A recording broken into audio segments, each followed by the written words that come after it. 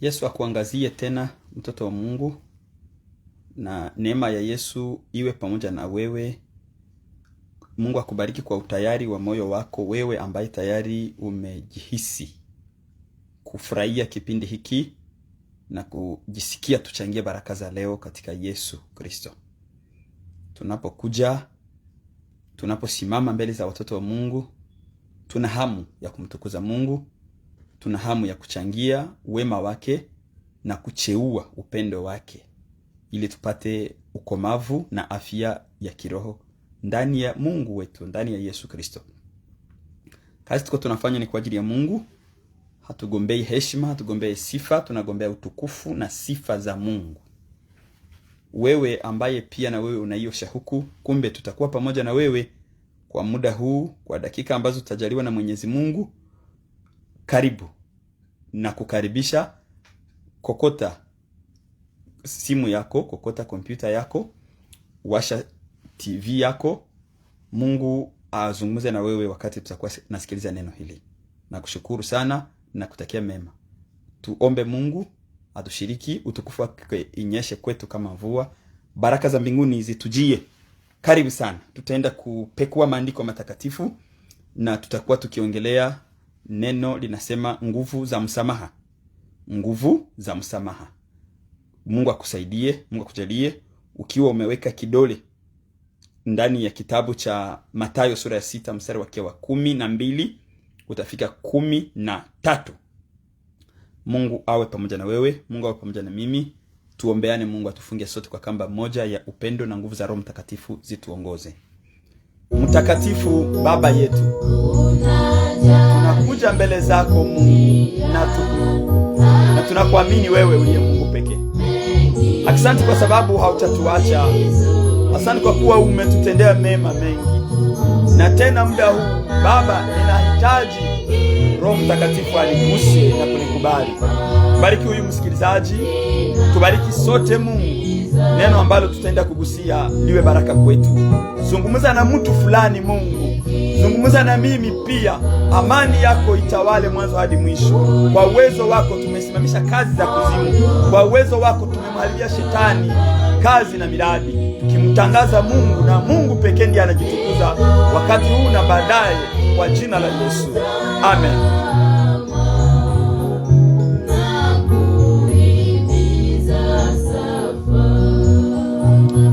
Umekaribishwa mwana wa Mungu. Umebarikiwa pia kwa kujaliwa neema kusikiliza neno la leo. Tulitafakari pamoja, tafakari wema wa Mungu kwa kipindi chetu cha ibada ya dakika 45. Hizi dakika ziwe baraka kwako, ziwe pia baraka kwangu. Lakini najua yote tuliyoamini tutayaona mbinguni. Tutaiona. Kama uliamini kuna uzima wa milele, ipo siku utaingia ndani na utamsifu Mungu. Mungu anayekujali na kukupenda. Kumbe karibu. Ninaamini uko tayari na Biblia yako. Ninaamini muda huu hautaupoteza, bali utakuwa ukikuwa tayari kupokea baraka hizi, na Mungu anayesikia, Mungu anayejibu maombi atakujalia. Yote tuliyoamini tutayaona milele, lakini kuna njia ambayo itakayotusaidia tuyaishi. Hapo ndio tuwe na kusihi sana na kuomba zaidi ya kisi. Huwa ninakubembeleza siku zingine. Leo ukokote kiti na utowe muda wako, upokee hii neno, maana ni neno itakayofungua moyo wako, ni neno itakuongezea furaha, ni neno itakuongezea tabasamu na shangwe moyoni. Wiki zilizopita tuliongea mengi sana kuhusu neno kisasi. Tuliongea kuhusu neno kisasi. Na mbele niongee neno kisasi, nilikuwa nikiongea neno nongo au kinyongo. Kinyongo tulisema kwamba kinakuja kama hasira, na hasira ili inadumu moyoni, na ile hasira inabaki kikania ikipanga miradi ya kisasi. Tulisema mengi kuhusu kisasi, na tulisema kisasi ni cha Mungu pekee. Lakini tulisema kwamba kwenye kisasi cha Mungu kitaishia ni kwa moto wa Jehenamu.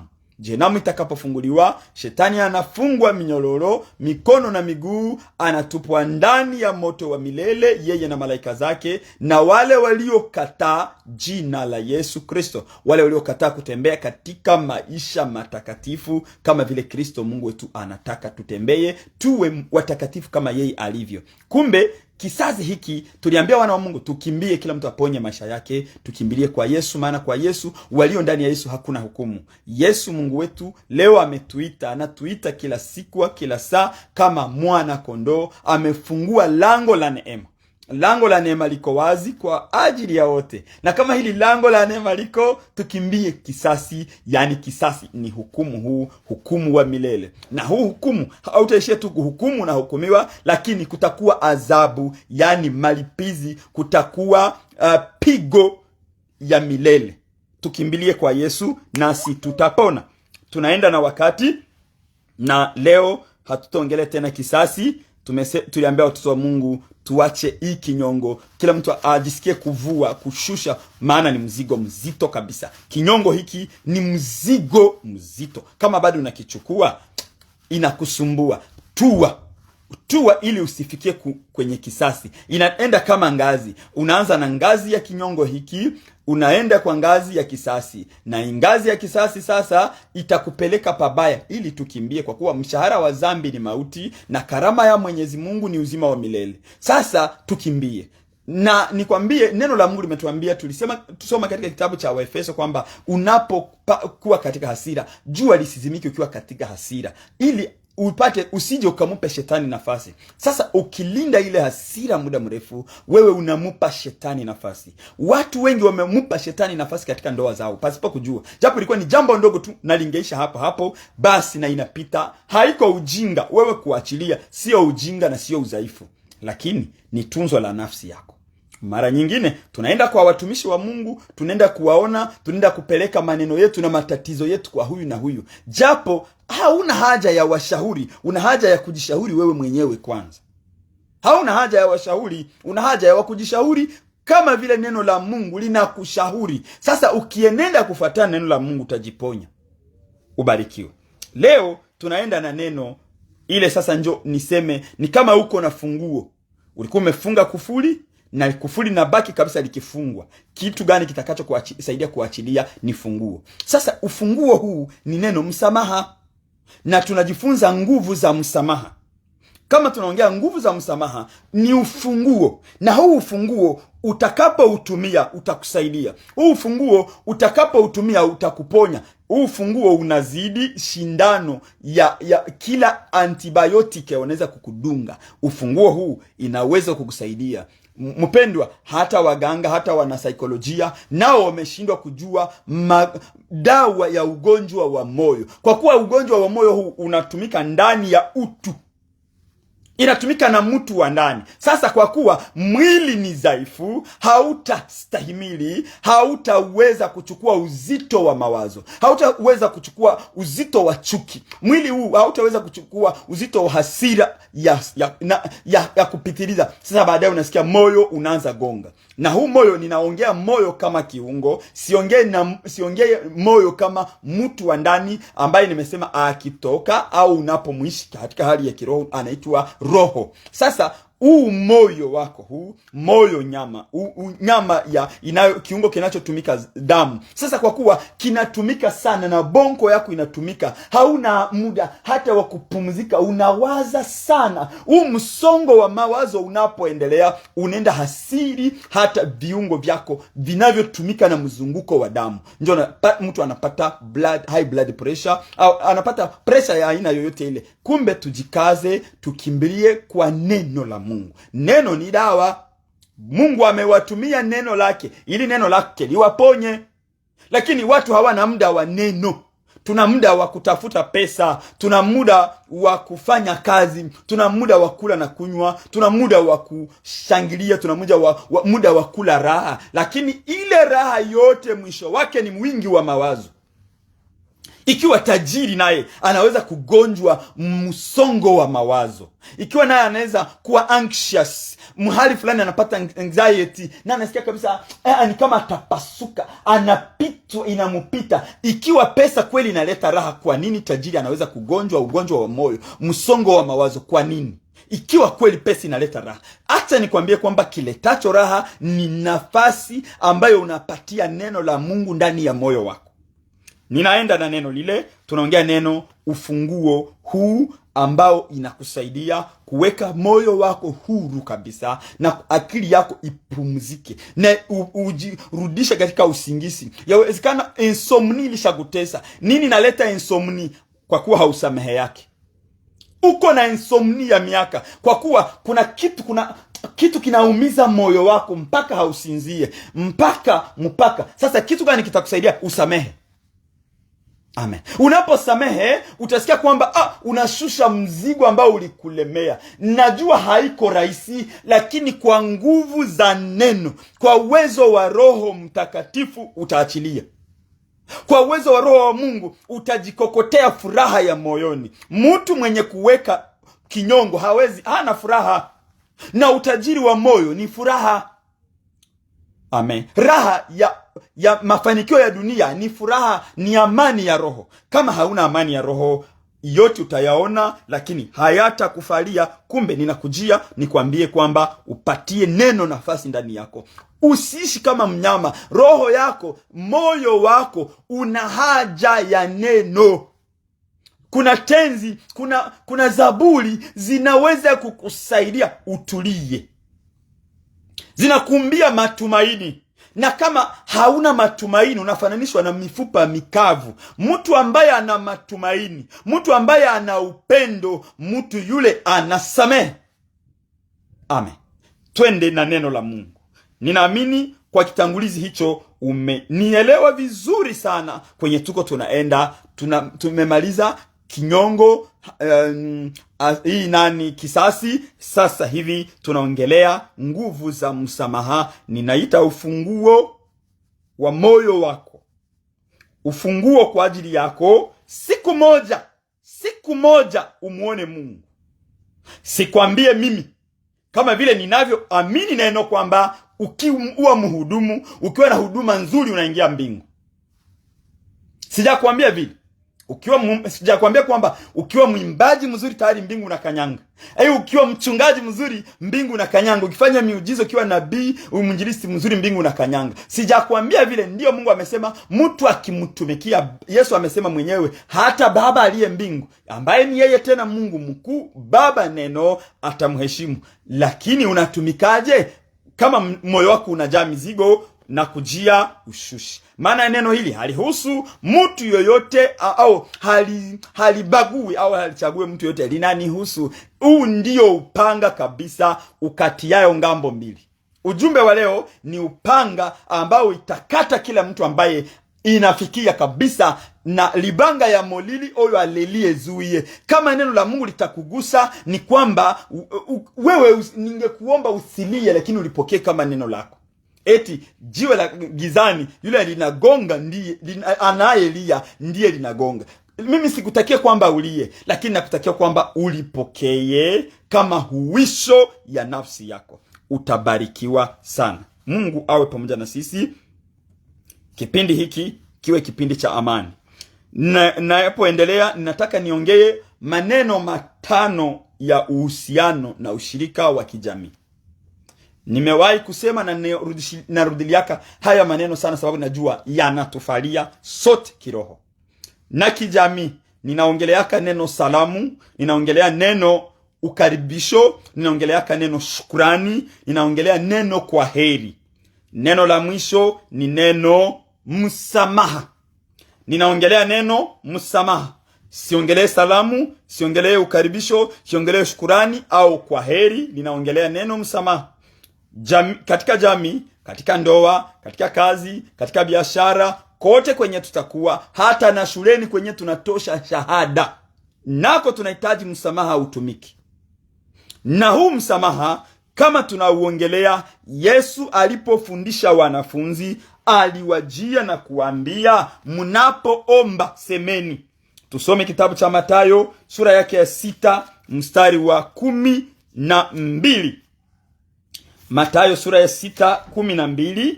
Tuchangie neno hili tusikie litakavyo tuambia, sababu litatusaidia sote kuelewa na kwenda pole pole. Nasema haya maneno iletayo na idumushio au na idumisha ushirika wetu.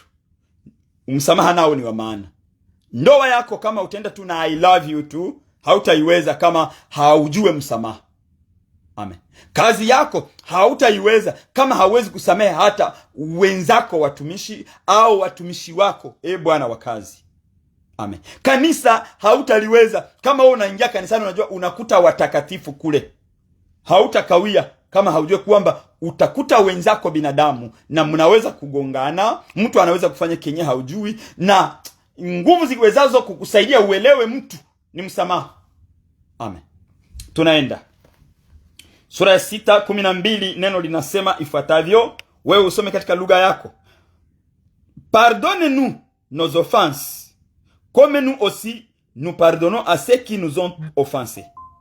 Ne nous induis pas en tentation, mais délivre-nous du mal, car c'est à toi qu'appartiennent dans tous les siècles les règnes, la puissance et la gloire. Amen. Si quelqu'un pardonne aux hommes leurs offenses, votre Père Céleste vous pardonnera aussi. Mais si vous ne pardonnez pas aux hommes, votre Père ne vous pardonnera pas non plus vos offenses. Amen. Yesu anafundisha wanafunzi wake, akawaambia, mnaposali semeni, Baba yetu uliye mbinguni, jina lako takatifu litukuzwe, ufalme wako uje, mapenzi yako yafanyike hapa duniani na juu mbinguni. Utupe leo riziki yetu, utusamehe makosa yetu. Amen. Watu wachache ndio bado wanakumbuka neno nisamehe. Watu wachache wanajua kwamba akileta na zawadi au jana alikuumiza, akikuja leo anacheka, inapita na inamupa kibali mbele za Mungu. Na wengine huwa wanadhani kwamba wingi wa miaka inaleta dhambi au kosa kufutwa. Hasha.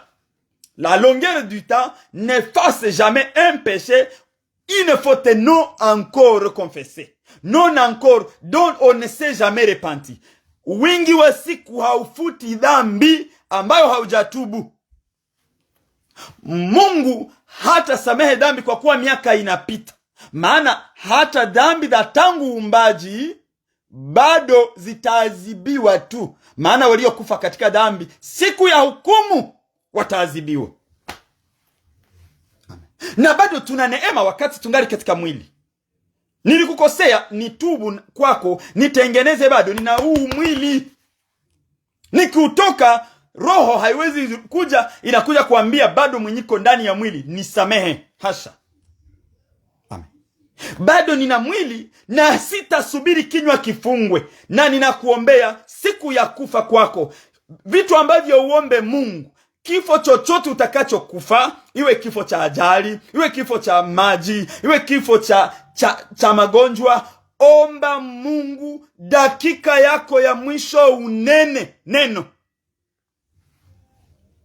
Amen. Omba Mungu akupe mwisho mzuri kuliko mwanzo. Amen. Miaka yangu ya kuhubiri haijamaanisha kama siku yangu ya kufa maanake mimi ninavuka. Nahitaji dakika ya mwisho nijifungulie njia, niseme, Kristo ni wewe niliamini, na kusihi unisaidie nikuone. Amen.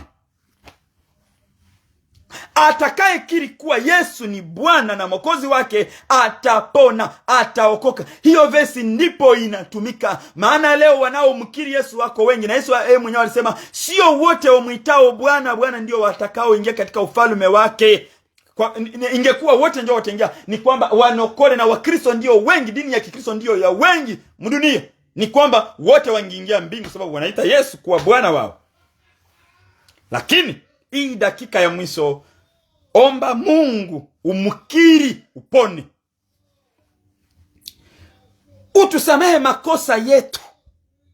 Hii verse inaendelea, kama sisi tunavyosamehe wanaotukosea. Ni kwamba wewe unalipisha Mungu ulichokitenda. Haleluya.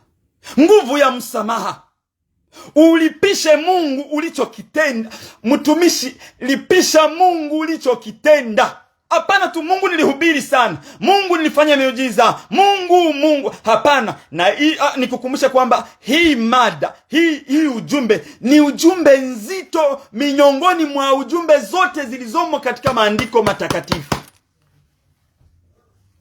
Amen. Ni ujumbe nzito, baadhi ya ujumbe zilizo nzito na gumu, des messages durs, solides, difficiles à prêcher, c'est le pardon.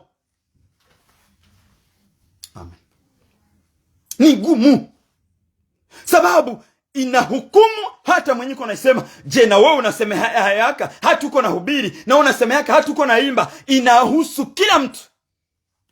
Na mwenye neema aweke kwanza cheo chake chini aipokee.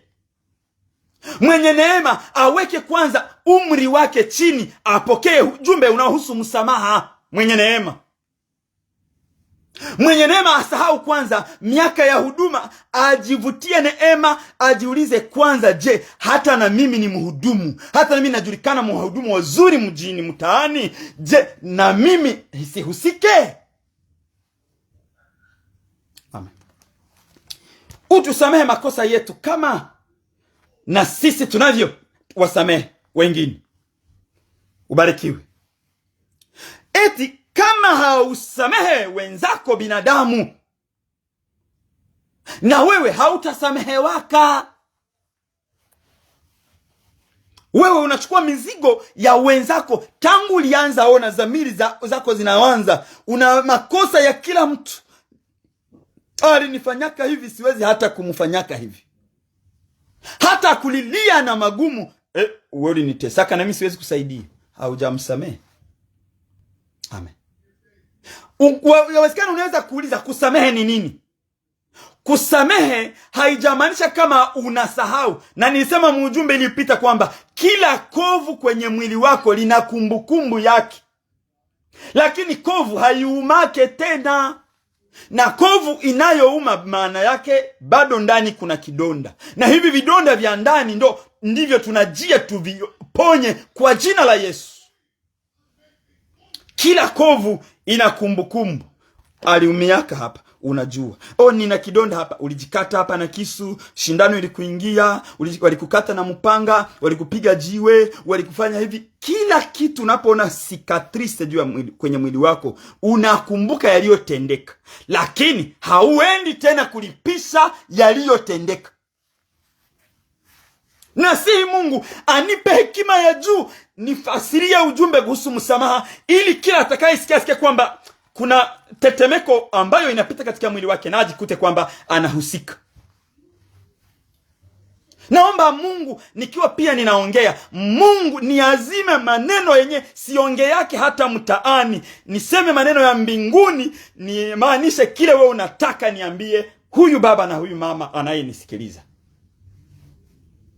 Amen. Utusamehe makosa yetu kama na sisi tunasamehe wengine. Ni kwamba hiyo moja nguvu, baadhi ya nguvu nakwambia, nguvu zile ni epargne, ni caisse d'épargne ambayo wewe unajiwekea. Mungu nisamehe na mimi nilisamehe jana. Amen. Eti msipo wasamehe wengine, msizani kwamba mbingu ya Mungu mtaingia na masomo. Msizani kwamba mbingu ya Mungu mtaingia sababu mnabadilisha nguo kila siku. Au mbingu ya Mungu tusizani kwamba tutaingia sababu sisi ndio tunasimama mbele ya watu tukinena, tunafikiri kwamba tunawaweza na tunawakilisha wote. Hasha. Msiposamehe wengine, na nyinyi msihesabu kusamehewa. Nilisema muda uliopita, nilisema juu ya credit ya kila mtu. What kind of credit you have? Credit score yako iko ku level gani? Rekodi yako kuhusu msamaha imefika wapi? Ili ukumbushe Mungu kesho. natoa sadaka sana, nitakumbusha Mungu sadaka zangu. Nikukumbushe kwamba mbele ukumbushe sadaka, kumbusha kwanza matendo mema, na baadhi ya matendo mema, tendo la kwanza jema ni kusamehe. Ndio maana Wafaransa wanasema pardonner more than giving. Par-dessus. Tukisema par-dessus ni kama kitu kiko juu ya kingine, ni kama ninaweza kuchukua nguo ingine na iweka juu ya hii, ili inakuwa par-dessus. Na hata silaha wametuambia par-dessus tu, juu ya silaha zizi muweke maombi. Na nasema pia hii nguvu juu ya matendo mema, weka kwanza msingi wa msamaha na upendo. Kesho ukumbushe Mungu, nina upendo kwa kila mtu na ninasamehe anayenikosea. Usinipite, nikumbuke na mimi. Mbingu zitakusanyika. Mbingu zitafanya kikao kwa sababu yako. Amen. Niende nikwambie neno lingine. Nakwambia hapo nimeichukua nguvu zilizomo ndani, ni hakiba, ni saving, caisse d'épargne kwa ajili ya maisha yako. Maana kama ulijiwekesha, utenda kuangalia pale uliweka wakati una shida, na utapata msaada wako, sababu uliweka. Asiyeweka hana sababu yoyote ya kwenda kuchungulia kwenye haukutii. Hapana. Tutaingia mbingu kwa kusamehewa. Hatutaingia mbingu kwa kuwa tuko wenye haki. Hakuna mwenye haki hata mmoja chini ya jua. Hakuna mtakatifu hata mmoja. Akijizani yeye ni mtakatifu ni mkufuru, kwa kuwa hajijui. Lakini ukijijua kwamba na unahitaji kusamehewa, unahitaji utengeneze mbele za Mungu ushirika wako, na unaishi kwa kusamehewa, kutengenezwa upya. Maana Mungu anasema kwamba anaongeza wema wake kila siku. Kama Mungu anaongeza wema wake, Mungu anasamehe kila siku. Tuendelee na maandiko matakatifu. Soma kitabu cha Mathayo. Huyo hapo Mathayo 18. Niende kwanza Luka. Mbele ningie Mathayo, niende Luka. Luka 17. Injili kama ilivyoandikwa na Luka, sura yake ya 17, mstari wake wa 3. 17 mstari wa 3. Uweke kidole pale, tupaende haraka haraka. Luka 17 mstari wake wa 3. Ninasoma katika jina la Yesu Kristo. Mstari wa 3. Prenez garde à vous-même. Si ton frère a péché, pardonne-le. Et s'il se repent, pardonne-lui. Amen. Maana yake, msamaha ina vipengele viwili. Msamaha ina kipengele kuomba na kupewa. Naomba unisamehe, na wewe unawajibika, wewe uliyeambiwa ninakusamehe, naomba unisamehe. Pardonne moi, je te pardonne. Forgive me, I forgive you. Eti akitubu umsamehe. Mstari wa 4. Et s'il a péché contre toi 7 fois dans un jour, et que cette fois il revienne à toi disant je me repens, dis-lui non, je me repens, tu lui pardonneras. Amen. Kama anakukosea kwa siku mara 7 na kila kosa anarudi kwako, nisamehe. Hapo ndio naanza kwanza. Mtu amekukosea asubuhi saa 1, saa 2 tena, saa 3 tena, saa 6 tena, anarudia saa 10 tena, anarudia saa 11 tena, anakukosea mara 7 kwa siku moja. Eti kama hizo mara zote amekuja kutubu, umsamehe. Amen. Eti umsamehe. Na kama amekuomba umsamehe, hapo umetuambia na umsamehe. Niende tena. Hapo nimekuambia Mathayo 18:21. Hapo tuende polepole tupasome pamoja. Tunaongelea nguvu za msamaha. Nimesema msamaha ni ufunguo. Ufunguo inaokufungulia milango ya baraka zako, inafungua furaha, inafungua amani ya roho, inakuweka huru. Amen. Nimesema msamaha huu ni kasha. Ni kama unavyowekeza, ni hakiba. Kome unaweza kuweka mbenki, unasema ninawekeza ndani humu. Hii pesa yangu itanisaidiaka. Iwe katika ujana, iwe katika uzee, iwe katika washibe au wanjaa, uliweka. Na hii uliyoiweka ndiyo kesho itakusaidia. Maana mtu wa akili anawekaka. Mtu wa akili hale yote kwa siku moja. Mjinga ndiye anajua kwamba nitakula yote, kesho itajishughulikia. Lakini mtu wa akili uweka kidogo kwa ajili ya kesho. Weka matendo mema kwa ajili ya kesho. Samehe wengine ili na wewe kesho usamehewe, sababu na wewe hauko mtakatifu. Ingawaje huduma wako haijamaanisha kwamba wewe ndiyo mtakatifu. Na wewe usamehe wengine kama unataka huduma yako iendelee mbele. Amen. Na wengine huwa wameweza kuifanya kama njoo hekima sasa.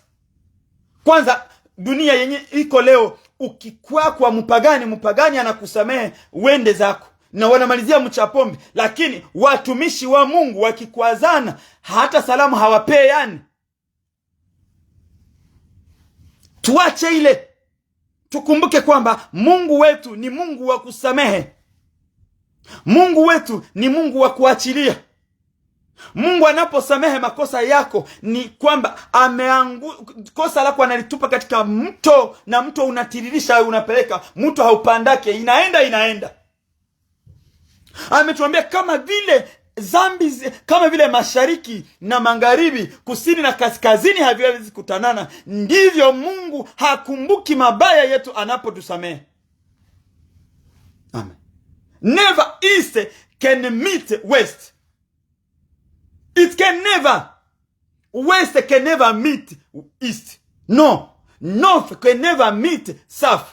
Iko vile vile Mungu ameiachanisha. Na wewe pia unaposamehe, tupa mbali, ujiweke huru. Amen. Haiko vigumu kuishi na mwingine usipomsamehe. Maana sio malaika, ni binadamu mwenzako. Umsamehe. Tunasoma 21. Alors Pierre s'approcha de lui et dit: Seigneur, combien de fois pardonnerai-je à mon frère lorsqu'il péchera contre moi? Sera-ce jusqu'à 7 fois? Luka 17:3 alisema usamehe mara 7 ikiwa mtu amekujia mara 7 kwa siku moja. Petro anarudia, anamuuliza Yesu, Bwana, nisamehe mara ngapi kwa siku ikiwa mtu amenikosea? Je, ninaweza kumsamehe hadi mara 7? Kumbuka namba 7. Yesu anamuonesha enda zaidi ya 7. C'est pourquoi, non, tunasoma 21. 22, Jésus lui dit, je ne te dis pas jusqu'à 7 fois, mais jusqu'à 70 fois 7. Amen. Ngali tateremuka.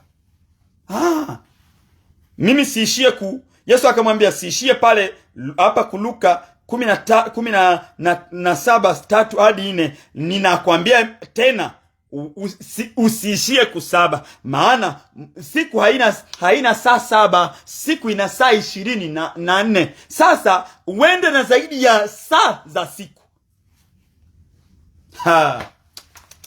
Yesu akamwambia, mstari wake wa 23, c'est pourquoi le royaume des cieux est semblable à un roi qui voulut faire rendre compte à ses serviteurs.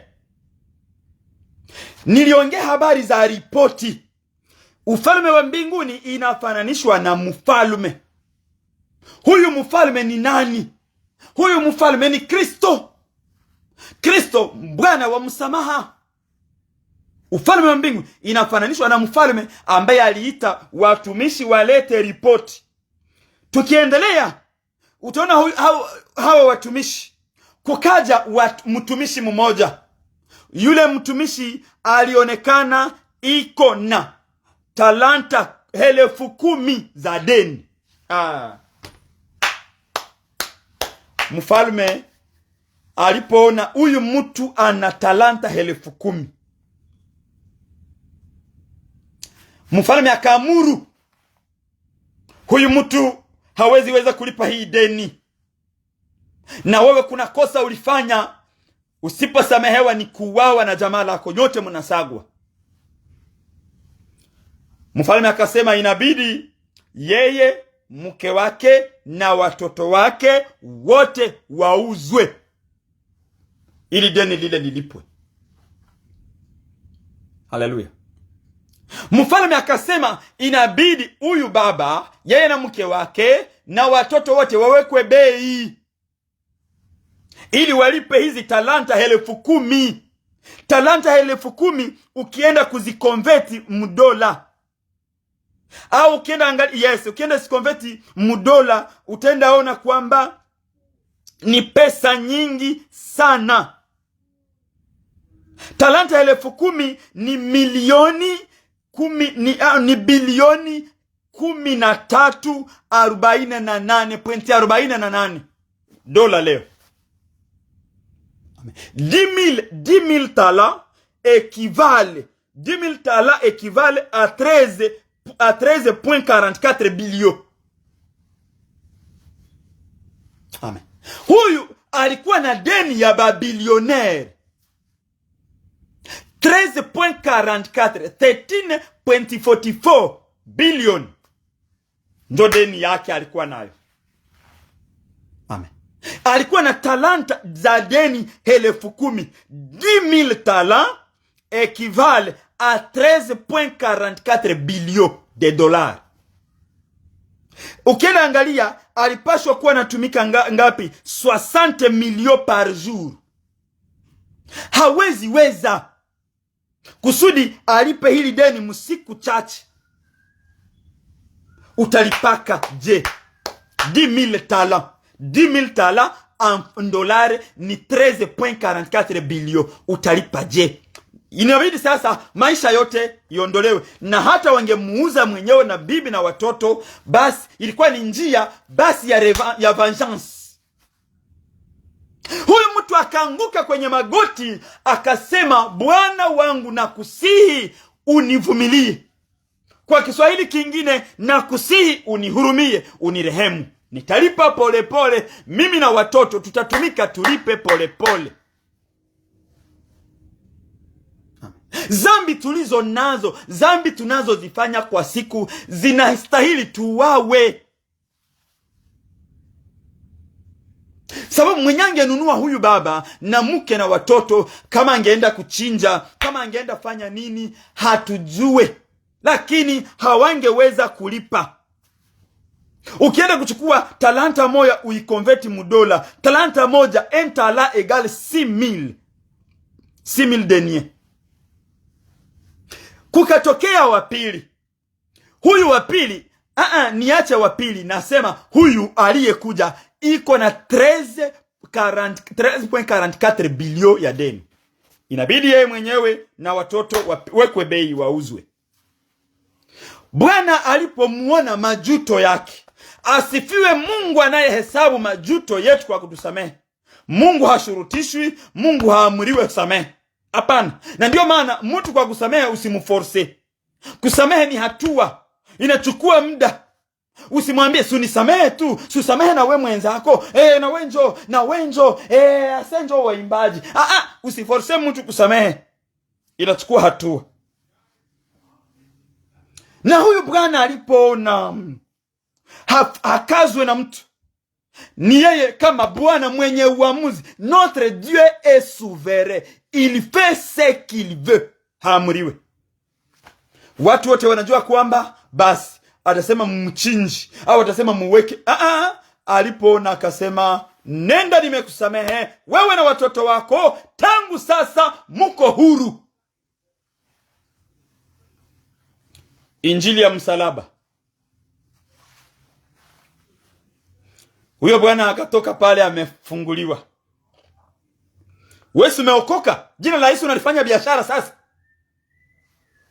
Wewe umeokoka, unaanza ingia madhabahuni na unakashifu na kutemea watu kama vile hawako binadamu kama wewe. Wewe umeinuliwa tu, unajisahau.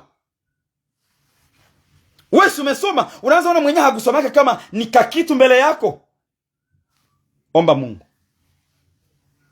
Ule mtu akatoka pale, alipotoka, nakupa historia, utanisaidia usome hadi 35. Akaenda, akasema okay, nitamkomesha. Mimi siome nisamehe. Yeye anenda dai mtu ambaye hana hata amesamehewa talanta 10,000, lakini yeye anenda dai mtu kwa dinari 100.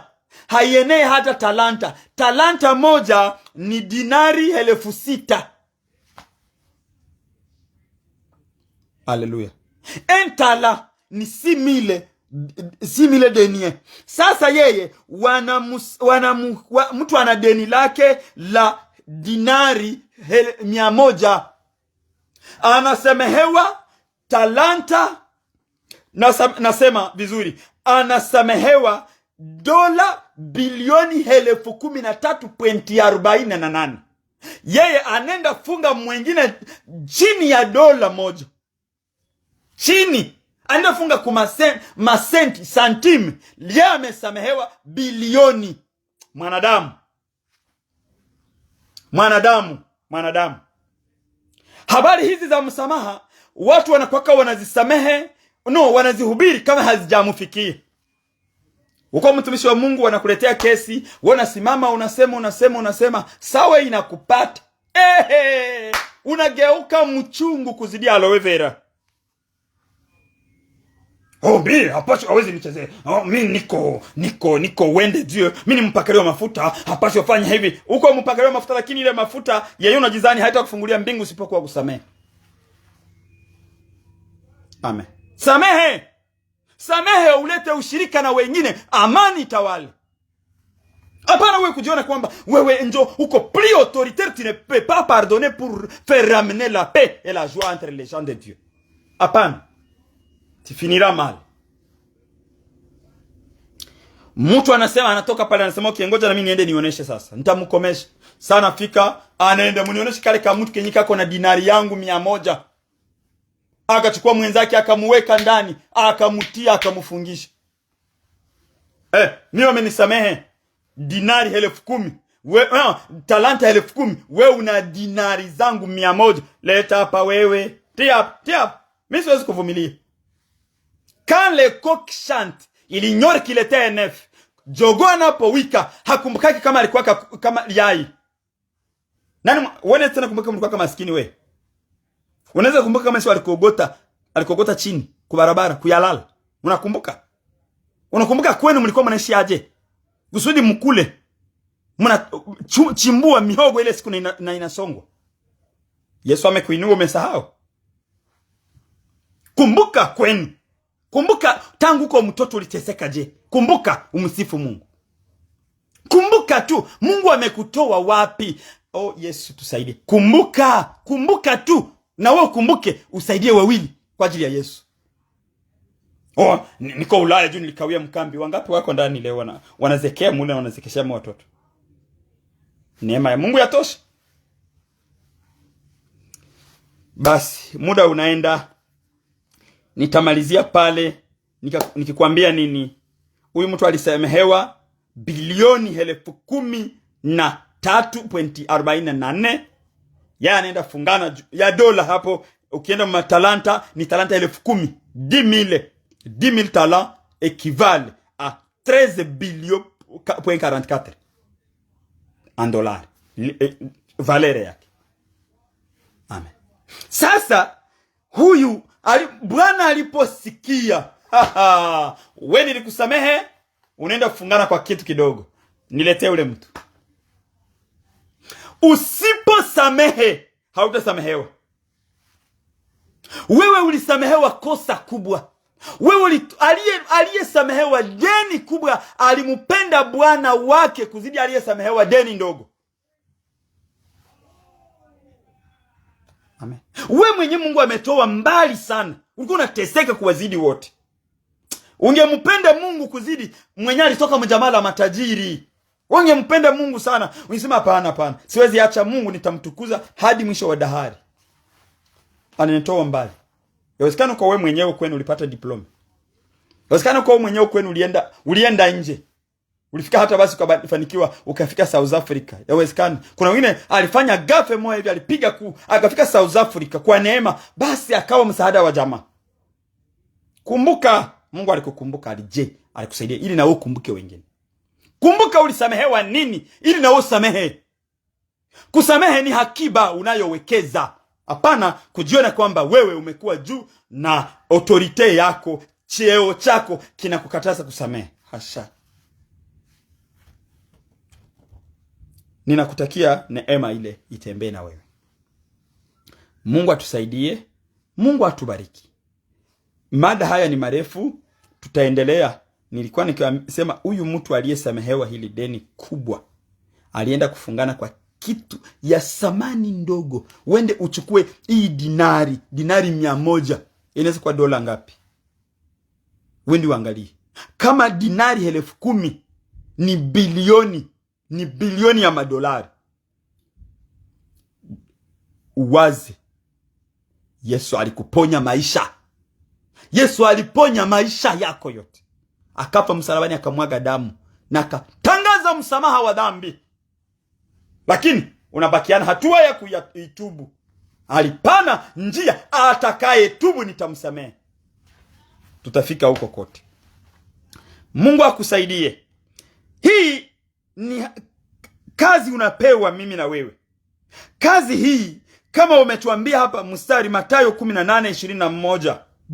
Wamesema usamehe, na usisamehe tu mara 7, lakini mara 7 mara 70, au mara 70 mara 7, mara 70 mara 7, au 70 mara 7 inatupatia 490, 490 fois par jour. Wanafunzi waliposikia Bwana, kumbe utuongezee imani, sababu hatuzani kwamba tunaweza ile pasipo nguvu za Roho Mtakatifu. Iko vigumu. Masomo haiwezi. Pesa haziwezi. Lakini Roho Mtakatifu ndani yako atakuwezesha. Yenyewe wengine hawasamehe, wewe unaisamehe. Uliniuia nini? Atumuue, hautarudisha aliyekuuia. Amen. Chukua muda, si kwamba ninafanyia publicity, lakini wende angalie hii Bravo Jesus au Point d'accord. Ukipata utaona watu wako wanakuja kuomba misamaha. Wenye kusamehe ni wadogo kuzidi wenye kukataa kusamehe. Wako wadogo iliko moyoni mwa mwanadamu. Ni vigumu, lakini acha nikwambie kwamba esopani. Amen. Soki esopani okoki ko récupérer angote. Amen. Solution eza moko kaka. O pardonner. Soki akufi. Amen. Okosala nini? Utafanya nini? Akufi kala. Amen. Okokiko pesa ebo moite. Akufi. Soki akufi, o pardonne kaka. Ojipe amani. Juu hata hausamehe, alishaka kufa. Qu'est-ce que tu vas faire? Pardonner. Juu basi uishi. Usikufe sababu ya mwenye alishakufa. Nguvu ya msamaha inakurudishia tena furaha mpya, inakuinua, na hapo mbingu zinakuja kukuimarisha upya, kwa kuwa umeshindana na jitu. Amen. Kusamehe sio ujinga, kusamehe sio udhaifu, ni nguvu. Amen. Ni nguvu. Tutaenda tunatuongea sana. Wewe usiposamehe, je, na Mungu hasamehe? Oh, sitakusamehe. Unaweza acha kusamehe mtu kama alishajuta mbele za Mungu, Mungu hatasamehe na tutaenda kwa dhambi zisizosamehewa. Lakini ya maana Mungu anaangalia majuto ya mtu na mabadiliko, na ndio maana ufanulio mzuri sana wa toba ni mabadiliko. La vraie définition du mot repentance, c'est le changement. Amen. Ni kubadilika. Ni kwamba mtu ulikuwa hivi, je me repens d'aller ici, je change, nageukia huku. Huku napapatia mgongo, siparudi tena. Amen. Mungu akusaidie. Kama umetuambia, Yesu amesema, mimi siseme mara 7 tu, lakini ni mara 70, na akaanzia kunamba kubwa, mara 7. Kumbe kwa siku inabidi kusamehe mara 40 na 90. 490 fois. Ukienda kuchukua mara 40 na 90, ukichukua mara 365, utapata mara ngapi ya kusamehe? Utapata 178,000. 850. Utapata 178,850 fois par an. Weni unakuwa kasamehea. Wengine wanakuona kama mjinga, lakini mtu wa hekima anasamehea kwa sababu hataki ajiue mapema. Amen. Tuachie hapo. Leo nimesema kwamba kusamehe ni ufunguo. Nimesema kwamba kusamehe pia ni akiba. Nitakapoendelea nitasema kwamba ni amri. It is a law. It is a commandment. Ni amri tumepewa. Kama hawezi kusamehe, ujue kwamba you are forced to forgive. If not, you will be punished too for not having forgiven. Kusamehe ni kutaka kwangu. Ni sawa niache. Kama hautasamehe na wewe unangojewa kule na anayesamehe wote. Mungu akusaidie na akubariki, akupe mwisho mzuri kuliko mwanzo. Nasema tutaendelea na kusamehe ni amri. Lakini nimesema tumeambiwa tusamehe mara 490, 490 fois par jour. Luka 17:3 inasema mara 7. Mathayo 18:21-22 pale wamesema mara 70 mara 7, mara 490 kwa siku. Sasa kwa wiki, kwa mwaka, kile ni kuombee mbele nimalize. Omba Mungu akuepushe na vikwazo. Maana vikwazo navyo vikiwa vingi na wewe hautaweza. Uko mwanadamu. Wenzetu waliokuwa na Kana Yesu walisema, Bwana utuongezee imani. Na mimi nakuombea Mungu wako akuongezee imani. Mungu wako akuepushe na vikwazo. Unapoomba ambia Mungu niepushe na vikwazo, Baba, maana shetani anaweza kutumia aliye karibu na wewe, jirani yako, ndugu yako, awe anakukwaza tu. Anakukwaza tu. Musa aliitwa mtu mvumilivu, mpole, sababu alikuwa na let go. Kama angefuatiliaka naye hangefika hata kwenye alifikiaka. Mungu akusaidie, Mungu akubariki. Samehe ili na wewe usamehewe. Samehe ili na wewe usamehewe. Anza weka kidogo kidogo ndani ya hazina ile, sababu sote tumeokolewa kwa neema. Tumeokolewa kwa neema. Ushaokolewa. Bado sote tunatarajia wokovu wa milele. Na kuambia sote tumeshakombolewa, na Muislamu, na Mkristo, na Mbuddha, na Muhindu, wote wamekombolewa. Sababu neema iko, lakini sio wote wameokoka. Amen. Ungali mwili mimi nishaokoka. Ile Kiswahili na ile Kiingereza na Kifaransa, ujifunze hayo vizuri, ufanye hatua yako. Wokovu ni wa kipekee. Amen.